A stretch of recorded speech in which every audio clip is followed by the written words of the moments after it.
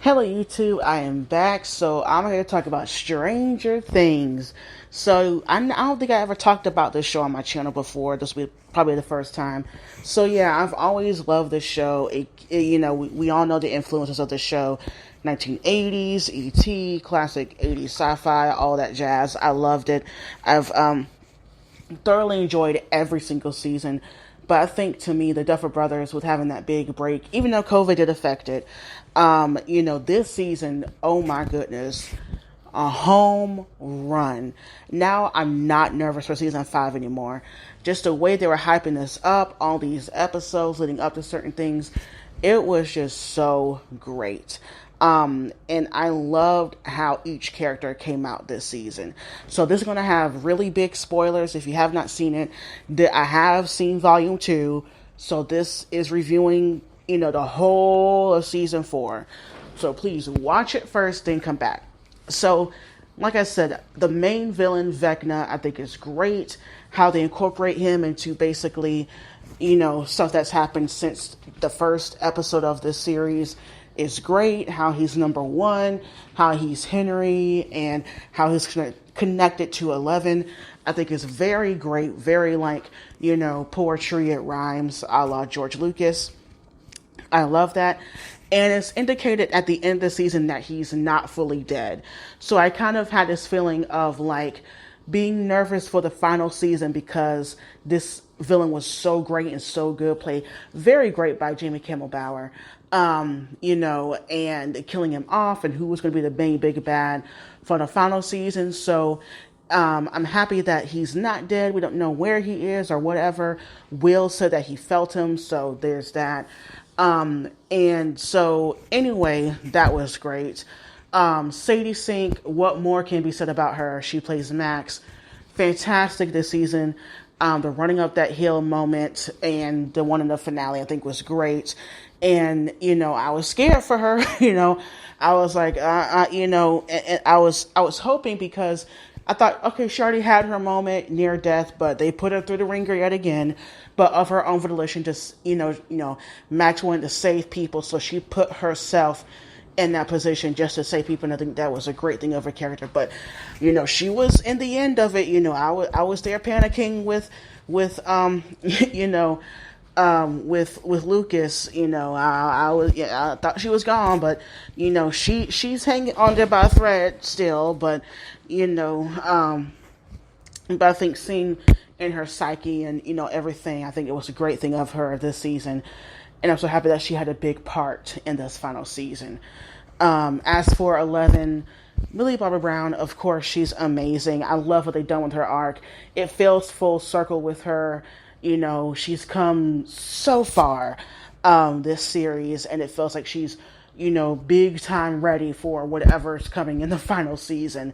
So, I'm still, I don't know what's going to happen. I'm scared a little bit, for her in the final season, but for where she is now, her character has just grown astronomically, and she's so strong, not only in her powers, but within herself. I just love what they've done with her as a character. And I just love what the Duffers have done with all the female characters on this show. Of how they've, been so capable. The same thing with Joyce, the same thing with Nancy and everything, considering this is based on the 1980s and, female characters didn't have big roles like this. I'm happy that they really subverted that with all the female characters, including Robin.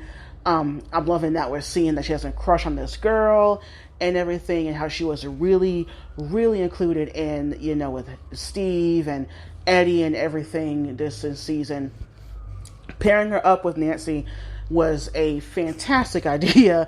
It gave me the Odd Couple type thing, and I think those two actresses have really great chemistry. Of course, Steve this season was great. I think every single character I think was great. The only storyline that I didn't really, not like I didn't care, was the whole Russia thing, because I knew that Hopper was going to survive and everyone's going to get out of there. So it's the tension there wasn't there for me like it was in the other storylines.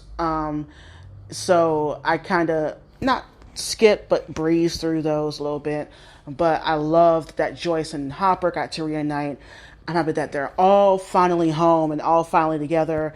11 and Hopper together. Oh, that was an amazing moment. Finally, he's back and all is good and everything. I think, to me, people's main complaint this season was that Will, Mike, and all them were kind of downgraded. I'm like, well, you got all this. You can't. Everything cannot be a big storyline. Like, we're dealing with such big things here. You needed to tone down other things to kind of ground everything that's going on. And I loved what Will came through this season. Like, I always had this feeling that Will was gay since the first season. Really, the first episode where Joyce was saying that the boys were picking on him at school, calling him, derogatory, homophobic names. And I always had the feeling about him. And they're being really upfront with it this season, especially in Volume 2. I think Noah Schnapp is a great actor. I want to see him in more things. He hasn't been in a lot of things since that much this season or things. But I think after this season, his emotions, like the way he is able to tear up. And, I think we all know he does, I think he's in love with Mike, but, he knows Mike won't feel the same way and he's scared. And I know a big thing after Volume 1 when people are like, oh, you're queer baiting or queer coding. Like, no, the character is definitely gay. The thing is like the same thing with Robin. She's only out to Steve. She's not, even though her and Nancy get along, I doubt we're going to see her, in this season, especially coming out to Nancy. You got to think, this is 1980s, 86. And I'm not sure if there's going to be a time jump, but we are inching closer to a certain crisis that happened in real world history when it came to, homosexuality and all that stuff in that time. And even before that, still, homophobia was still rampant. So you got to think about that and what Will is struggling with. Think about all the outlets that we have now for queer youth were not available at all in that time. So, think about that going through Will's brain. And like I said, I think Noah Schnapp really came through. The same thing with Finn Wolfhard. Like, Mike, he was downgraded, but he came through with 11. I truly believed in that moment when he was, giving her that pep talk and really came through. And that really tugged on my heartstrings and all that stuff. And, Eddie, I think was a great addition. I kind of had a feeling that he was going to die, considering, he felt like, his whole arc was just this season. I didn't really see how he could have fit in season 5. Maybe he could have. But yeah, him dying didn't surprise me. But it did not mean that it did not hurt. And it was, I got choked up there too, with Dustin and him and, his, death scene and everything. So yeah, like I said, I think this whole entire season was fantastic. Great villain, great characters, great moments for all these characters. And now we got season 5 to worry about. And who knows what's going to happen, but it's the final season. And I'm happy that Duffers did plan this out. We're not going to be going just because the show is popular, but I'm happy that they were like, we're done. We're only doing 5 seasons. That's it. And we're telling our story and that's it. And I love when creators do that. And to me, those make for the most satisfying endings and series finales than the other shows going on for years and years with no end in sight, just for the sake of money and popularity. So, what are your standout moments of this season? Anything I missed?